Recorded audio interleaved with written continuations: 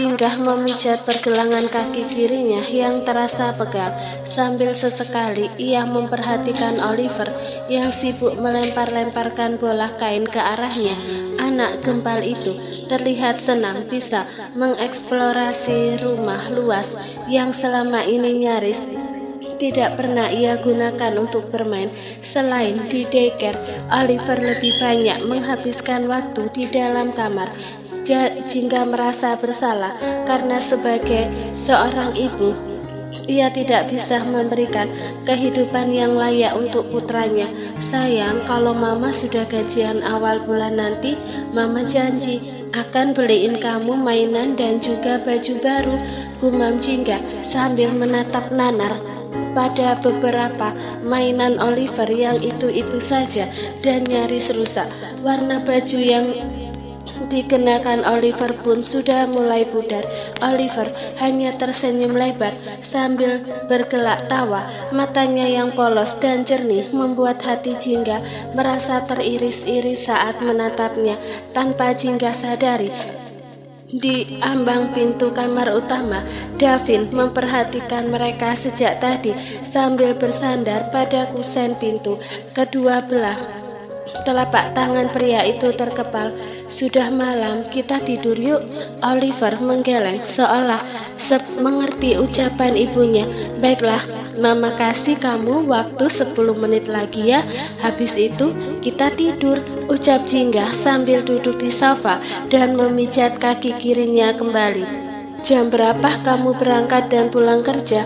Tanya Davin. Jinggah terkesiap saat Davin tiba-tiba berdiri di hadapannya. Ia mendongak dan menatap pria jangkung itu tengah menatapnya dengan tatapan sulit diartikan. Berangkat jam 8 dan pulang jam 4. Davin mengangguk. Jinggah kemudian menatap lantai yang berserakan mainan Oliver. Ia terhenyak, lalu buru-buru beranjak dari sofa dan hendak merapikan mainan itu. Aku akan merapikannya sekarang, kumohon jangan memarahi dia, lirih Jinggah dengan perasaan cemas. Ia takut Davin marah dan melampiaskan amarahnya pada anak tak berdosa itu. Davin sempat tertegun sebelum kemudian ia meraih lengan Jinggah dan berkata, "Nggak usah dirapikan, biarkan saja seperti itu. Tapi jangan keras kepala." Setelah Davin duduk lagi saja di sini, ia menundukkan Jinggah kembali ke sofa. Lalu tanpa diduga-duga, Davin berjongkok di hadapan Jinggah, meraih pergelangan kaki kirinya dan menyingkap ujung celana tidurnya. Jinggah terkesiap. Jangan dilihat, serunya dengan panik dan menepis tangan Davin dari kakinya. Pria berusia 29 tahun itu tampak terkejut melihat respon Jinggah, namun ia kembali tenang dan tetap meraih pergelangan kaki Jinggah meski sempat mendapat penolakan. "Aku lihat barusan sepertinya kakimu pegal. Jangan khawatir, aku cuma ingin memijatnya, bukan mau macam-macam." Jinggah menggeleng. Ia menarik kakinya, tapi tumitnya mentok ke sofa. Genggaman Davin juga terlalu kuat. Jemari Jinggah mengepal. "Kumohon jangan dilihat," batin Jinggah dengan dada yang mendadak sesak. Ia malu. Kakinya tidak semulus wanita kebanyakan. Ia tidak mau Davin melihatnya. Namun terlambat, pria itu sudah menyingkap celana Jinggah sebatas betis, dan seketika itu juga Davin terdiam dengan rahang mengeras sambil menatap bekas luka yang memanjang dari pergelangan kaki sampai lutut. Tanpa sadar mata Jinggah berkaca-kaca. Ini adalah momen paling buruk bagi dirinya. Ia bukanlah wanita sempurna di mata Davin, dan Jinggah yakin Davin akan semakin jijik melihatnya. "Tidak buruk," gumam Davin setelah cukup lama ia terdiam. "Kakimu masih terlihat indah." Seketika Jinggah tertegun mendengarnya. Lidahnya mendadak terasa keluh saat Davin mulai memijat pergelangan kaki kirinya dengan pelan. Pria itu juga tidak berkata apa-apa lagi beberapa saat lamanya. "Indah, benarkah? Kamu kenapa belum keluar malam ini?" Jinggah melambaikan Jingga memberikan diri menyuarakan pertanyaan itu, sebab biasanya pukul 9 malam Davin sudah pergi ke klub malam untuk bersenang-senang. Davin mendengus kasar. "Kenapa? Kamu ingin aku pergi dan jauh ke pelukan wanita lain?" Gerutunya dengan nada kesal. "Bukan begitu maksudku," gumam Jingga lagi-lagi. Ia salah di mata Davin, hanya merasa aneh saja melihat kamu masih ada di rumah jam segini. Davin tidak memberi tanggapan apapun, ia hanya diam dan fokus memberi pijatan lembut di kaki Jingga. "Hari Sabtu ini sepupu dari keluarga ayahku akan menikah." Suara berat Davin memecah keheningan dan sempat menyelimuti mereka. "Dan kita akan diundang." Lagi-lagi Jingga tercengang dengan sikap Davin yang sungguh amat berbeda. Padahal selama mereka menikah, Davin sama sekali tidak pernah mengajak Jingga menghadiri suatu acara. Davin selalu menggunakan alasan, "Aku nggak ingin kehadiranmu membuatku malu di hadapan orang lain," yang membuat Jingga teriris-iris setiap kali mengingatnya. "Aku nggak akan datang," tolak Jingga dengan cepat. Davin mendongak, menatapnya dengan kening berkerut. "Kenapa? Kenapa?" Jingga mengulang pertanyaan Davin di dalam hati. Entah apa alasannya sekarang, Jingga tiba-tiba merasa kesal, tapi tak bisa ia tunjukkan kepada Davin. Apa Davin lupa apa yang selalu dia katakan? Perkataan Davin di masa lalu membuat Jingga merasa tak percaya diri untuk hadir di pesta pernikahan sepupunya nanti. "Lebih baik kamu pergi sendiri saja, itu akan membuatmu lebih nyaman." Jingga seketika berdiri dan menarik kakinya dari genggaman Davin. Kemudian dengan hati kecewa sekaligus kesal, Jingga menggendong Oliver dan masuk ke kamarnya tanpa banyak kata. Ia sama sekali tidak melihat ke arah Davin yang tiba-tiba mematung saat mendengar jawaban barusan. Jingga merebahkan Oliver di kasur, sementara ia sendiri duduk bersandar di headboard sambil memeluk lutut.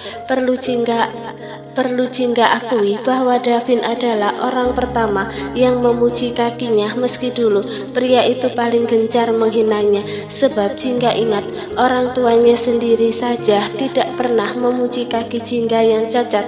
Ayah, ibu, dan adik kandungnya selalu menyalahkan Jingga. "Coba kalau dulu kamu nggak nolong bapak-bapak itu, kamu nggak bakal pincang dan nyusahin ayah sama ibu," ucap Pelangi yang usianya 2 tahun lebih muda dari Jingga. "Lain kali nggak usah nolongin orang, ujung-ujungnya kami juga yang repot," ucap ibunya. "Laki-laki itu kaya raya, seharusnya kamu membiarkan saja dia tertabrak. Kalau dia terluka, dia masih punya banyak uang untuk berobat." Ayahnya juga ikut menyalahkannya. Jadi Jingga yang menolong Edi adalah sebuah kesalahan di mata mereka. Tanpa sadar air mata Jingga menetes saling susul menyusul. Terkadang Jingga merasa ia bukan anak kandung orang tuanya. Perlakuan mereka benar-benar tidak adil. Mereka lebih menyayangi Pelangi ketimbang dirinya. Mungkin karena Pelangi sosok anak yang periang dan cantik, begitu pikir Jingga. Akhirnya malam itu Jingga tidur berselimutkan rasa sedih dan sepi. Ia merasa tidak pernah diinginkan oleh siapapun, termasuk orang tuanya sendiri. Keesokan paginya Jingga terkesiap saat ia bangun terlambat 30 menit dari biasanya. Semalam ia tertidur cukup nyenyak, mungkin karena tubuhnya yang benar-benar lelah, atau mungkin juga karena hatinya merasa lega sebab Davin tidak pergi ke klub malam. Setelah melakukan ritual paginya di kamar mandi, Jingga menggelung rambut panjangnya dan keluar dari kamar. Begitu membuka pintu, ia tersentak kaget melihat Davin sudah berdiri di hadapannya. Ekspresi pria itu terlihat tegang, lalu perlahan-lahan berubah mencair setelah melihat sosok Jingga. "Selamat pagi. Ada apa pagi-pagi berdiri di sini?" tanya Jingga dengan polos. Mata Davin yang menjorok ke dalam itu menatap Jingga dengan tegas. "Kamu melanggar peraturan." Apa? Melanggar? Jinggah mengerutkan kening tak mengerti. Sedetik kemudian ia terhenyak begitu mengingat peraturan yang Davin buat kemarin. Ia harus ada di samping Davin atau terlihat oleh matanya saat pria itu bangun tidur. Maaf, aku barusan aku kesiangan, jadi aku harus menghukummu. Selah Davin yang membuat wajah Jinggah memucat. Hukuman apa yang akan ia dapatkan? Apakah Davin akan mengurungnya di gudang atau akan mencaci makinya dengan kata-kata kasar? Atau jika Jinggah terkesiap saat Davin tiba-tiba menggenggam kedua bahunya lalu mendorongnya ke belakang hingga punggung Jinggah menyentuh dinding. Dev, tolong jangan hukum aku, pinta Jinggah dengan panik. Tapi kamu harus aku hukum. Bagaimana ini? Davin menatap mata dan bibir Jinggah bergantian dengan tatapan mengintimidasi. Jinggah semakin panik dengan cemas. Ujung mata Jinggah melihat kedua tangan Davin di bahunya. Mungkinkah dia akan mencekikku? Jantung Jinggah berpacu semakin kuat, lututnya gemetar saat wajah Davin semakin mendekat ke wajahnya. Mata Jinggah kemudian terpejam dengan perasaan takut. Nafas hangat Davin yang menerpa wajahnya membuat Jinggah berteriak dan secara spontan mendorong Davin dengan sekuat tenaga. Aku mohon maafkan aku, jangan mencekikku. Aku janji, aku gak akan mengulang kesalahan yang sama. Please, beri aku kesempatan. Jangan menghukumku, Dev. Aku masih ingin hidup, lirik Jinggah sambil mengatupkan kedua telapak tangannya di dada. Apa? Mencekik? Davin terperangah sekaligus merasa sesak saat melihat Jinggah yang tampak ketakutan. Siapa yang akan mencekikmu, Jinggah? Kamu pikir aku pria yang sekejam itu? Jinggah terdiam, perlahan kelopak matanya terbuka dan menatap Davin dengan bingung. Jadi barusan kamu bukan mau mencekik leherku? Davin mengusap wajahnya dengan kasar. Bukan. Lalu kamu bilang kamu mau menghukumku. Mata Davin mengejap, jemarinya menggaruk dahi dan ia tampak salah tingkah. Ia berdehem. Kamu benar-benar gak paham apa yang akan kulakukan. Dengan polos Jinggah menggeleng. Ia pikir Davin akan menyakitinya. Davin berdecak lidah. Sudah, kalau begitu. Ia berbalik hendak meninggalkan Jinggah, tapi langkahnya seketika terhenti dan menoleh lagi pada Jinggah sambil berkata, ingat, kamu harus mematuhi peraturan. Pagi ini aku biarkan kamu lolos dari hukuman. Jinggah sedikit membulatkan matanya saat menatap kepergian Davin. Ia benar-benar merasa kebingungan. Kalau bukan mau mencekiknya, lalu apa yang mau Davin lakukan barusan? Mengabaikan pertanyaannya itu, Jinggah kemudian berjibaku di dapur, dibantu oleh Arum menyiapkan sarapan dan bekal makan siang untuk dirinya dan Davin. Setelah melewati ribuan pagi yang kelabu, pagi ini Jinggah merasakan pagi yang berbeda. Ia pikir ia dan Oliver akan diantar oleh sopir, tapi ternyata Davin telah menunggunya di dalam mobil di depan rumah saat Jinggah akan pergi. Davin mengantar Oliver dan Jinggah dengan mengemudikan mobilnya sendiri. Tempat yang pertama dikunjungi adalah baby daycare. Baru setelah itu Davin mengantar Jinggah ke Madhava Studio. Selama dalam perjalanan Jinggah tidak banyak berbicara. Meski banyak pertanyaan di kepalanya, terpaksa ia tahan sebab Jinggah tidak mau membuat Davin terganggu dengan suaranya.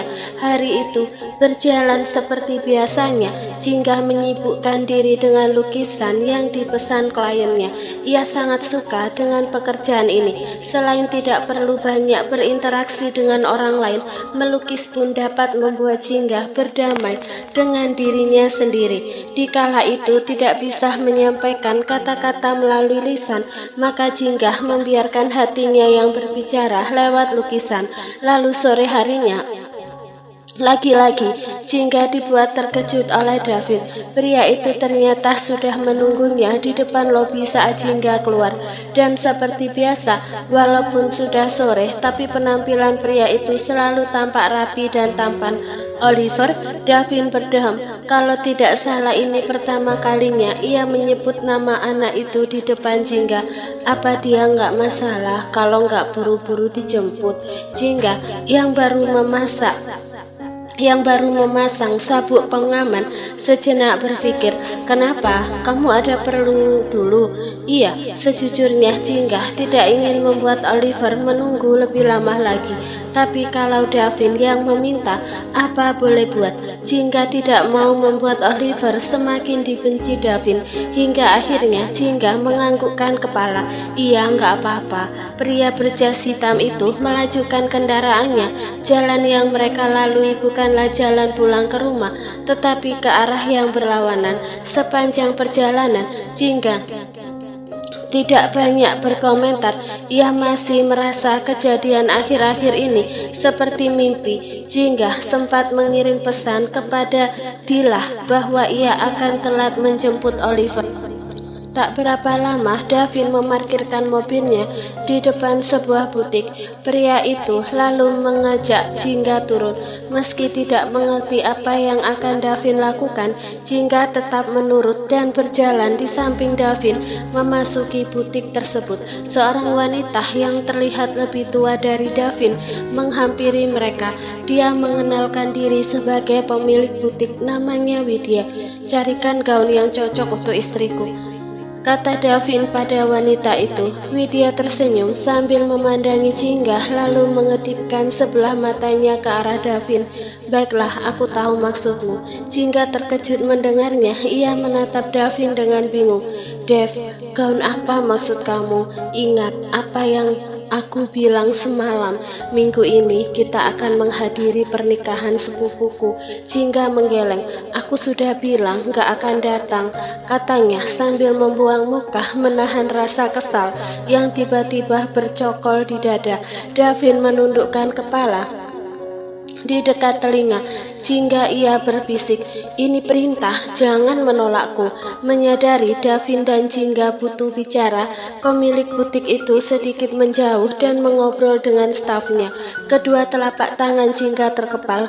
Kehadiranku di sana hanya akan membuatmu malu, seperti yang selalu kamu bilang ke aku. Davin tertegun. Aku gak akan datang, jadi kita pulang saja dari sini. Jingga meninggalkan Davin dengan langkah terseok-seok. Hatinya masih terasa perih saat ia kembali teringat dengan kata-kata Davin kala itu yang mengatakan bahwa ia malu membawa Jingga ke acara publik.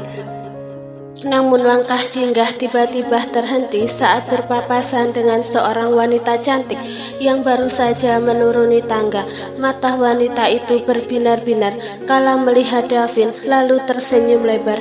Dev, hai, kamu di sini, serunya ceria. Lalu tiba-tiba ia menatap Jingga dengan tatapan terkejut, seolah baru menyadari kehadirannya. Oh, ternyata sama kamu ya.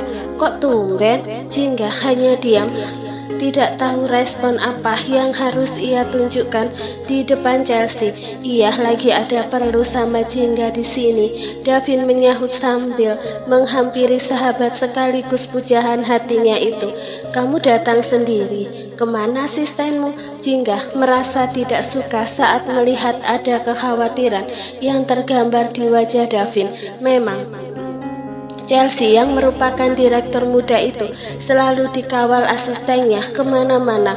Orang tuanya sangat protektif dan Chelsea selalu mengandalkan asistennya. Dia sosok yang manja dan manis, tipe wanita yang disukai pria. Davin dan Chelsea melanjutkan obrolan mereka dengan akrab. Jingga jadi merasa tersisihkan. Perlahan-lahan Jingga mundur dan hendak pergi, tapi Davin tiba-tiba menggenggam tangannya yang membuat langkah Jingga terhenti. Mau kabur dariku? Davin menatap wajah Jingga dengan dalam. Iya, rahang Davin seketika berubah mengeras. Ia berbisik di telinga Jingga, "Jangan kabur, kamu harus pulang denganku. Ingat peraturan yang kubuat, jangan pergi kemanapun selain denganku atau sopir," tegasnya. "Tunggulah sebentar, ada yang harus aku bicarakan dulu dengan Chelsea." "Gunakan saja waktumu sebanyak yang kamu mau," gumam Jingga dengan perasaan kesal. Tanpa mengatakan apapun lagi, Jingga pergi dari hadapan Davin. Entah mendapat keberanian dari mana ia mampu mengatakan kalimat barusan, padahal biasanya ia tidak bisa menimpali kata-kata Davin. Jingga selalu pasrah. Mungkin karena akhir-akhir ini sikap Davin sudah berubah, sehingga membuat Jingga merasa tidak begitu takut padanya. Entahlah. Bu Jingga, ayo ikut saya akan menunjukkan gaun-gaun yang bagus dan cocok untuk Bu Jingga. Wanita pemilik butik itu membawa Jingga ke sebuah ruangan khusus. Jingga terpaksa mengikutinya dan ia tercengang begitu melihat gaun cantik dan mewah yang dipajang pada manekin-manekin. Jingga langsung jatuh cinta pada gaun warna hitam yang menjuntai hingga mata kaki, berlengan panjang yang dipajang pada manekin di sudut dekat dinding kaca. "Ah, pilihan Bu Jingga sangat tepat," seru Widya sambil tersenyum, seolah-olah mengerti arti tatapan Jingga pada gaun itu. "Saya sudah menduga saat Pak Davin menghubungi saya tadi malam kalau Bu Jingga akan memilih gaun. Saya langsung teringat sama gaun ini. Gaunnya sangat cocok buat Bu Jingga, sopan tapi tidak menghilangkan kesan mewah." Jingga tertegun. Jadi Davin sudah menghubungi Widya sejak tadi malam. "Tapi rasanya saya nggak pantas memakai gaun ini," gumam Jingga. Ia sadar diri, secantik apapun gaunnya tetap saja akan terlihat murahan jika digunakan oleh wanita cacat seperti dirinya. Itu hanya perasaan Bu Jingga saja. Gaun apapun akan cocok kalau dipakai sama wanita cantik seperti Bu Jingga. Jingga yakin Widya hanya basa-basi agar ia mau membeli gaun itu. Jingga tidak pernah menganggap dirinya cantik. Sejak kecil tidak pernah ada yang memujinya cantik. "Oh, sebentar ya Bu Jingga, saya angkat telepon dulu." "Bu Jingga, bisa sekalian lihat-lihat gaun yang lain," ucap Widya saat ponselnya berdering. Jingga mengangguk. Meski banyak gaun yang cantik, tapi hatinya sudah terpaut pada gaun hitam itu. "Apa aku pantas memakainya?" batin Jingga sambil menatap gaun tersebut. Lalu ia tercenung saat samar-samar mendengar dua pengawal butik sedang membicarakan Davin. Yang di depan itu bukannya Davin William ya, CEO muda yang lagi viral di medsos itu gara-gara dia sering pulang pergi naik helikopter ke kantornya kan? Benarkah? Jingga sama sekali tidak tahu tentang kabar itu. "Iya benar, yang lagi viral itu. Ya ampun, ternyata aslinya jauh lebih ganteng. Dia datang sama istrinya." "Bukan, itu katanya tunangannya." "Siapa?" "Mbak Chelsea." "Siapa lagi?" "Chelsea sering datang ke sini sama Nyonya Lucy, ibunya Pak Davin." "Mbak Chelsea emang cantik, wanita karir yang sukses." "Cantik lagi, cocok banget sih sama Pak Davin." "Iya setuju." Jingga masih tercenung. Ia merasa kerdil jika dibandingkan dengan Chelsea. Wanita itu bisa dikatakan sempurna. Benar kata mereka, Chelsea sangat cocok bersanding dengan Davin. "Oh, dress yang ini cantik banget," seru Chelsea dengan riang sambil berlari-lari kecil ke arah gaun hitam yang disukai Jingga. Jingga menoleh dan melihat Davin berjalan di belakang Chelsea.